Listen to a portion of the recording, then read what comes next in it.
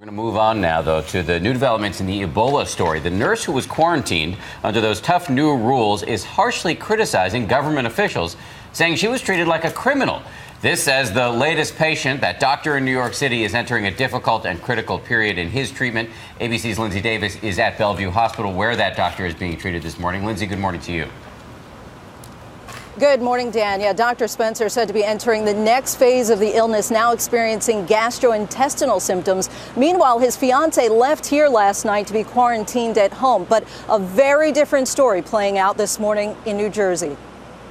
Kaci Hickox under quarantine and speaking out. The first high-risk traveler to be automatically quarantined, saying she was treated like a criminal by New Jersey health officials. Writing in an open letter to the Dallas Morning News, the Doctors Without Borders volunteer recounts what she describes as a harrowing experience when she returned from treating Ebola patients in Sierra Leone. I sat alone in the isolation tent and thought of many colleagues who will return home to America and face the same ordeal. She says she was held for 6 hours, grilled by officials and given only a granola bar and water, detained even after her temperature was taken at a healthy 98 degrees. This is a difficult situation to deal with, and my heart goes out to her because she's someone who's been trying to help others and is obviously ill. But Hickox says she was not ill, just upset when officials made the call to rush her to University Hospital, writing, "My cheeks were flushed. I was upset at being held with no explanation. The scanner recorded my temperature as 101. The female officer looked smug. You have a fever now," she said. Several states now taking matters into their own hands. Late Saturday, Florida joined Illinois, New York, and New Jersey, all now imposing their own mandatory 21-day quarantine. Ashoka Mukpo, the freelance journalist who recovered from the virus, says that policy threatens those on the front lines of the fight against Ebola. Anything that makes it more difficult for those people to go is not the right thing to do right now. Hickox, now one of 4 people in the area quarantined by state order, despite being regarded as low risk by the CDC. Her attorney telling ABC News she's planning to take legal action against the state. And Morgan Dixon, seen here returning to be quarantined at the Harlem apartment she shares with fiancé Dr. Craig Spencer.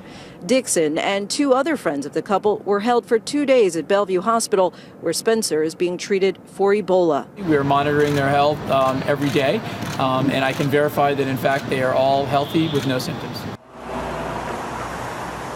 According to the World Health Organization, there are now more than 10,000 Ebola cases worldwide in 8 countries, including a 2-year-old who died last week in Mali.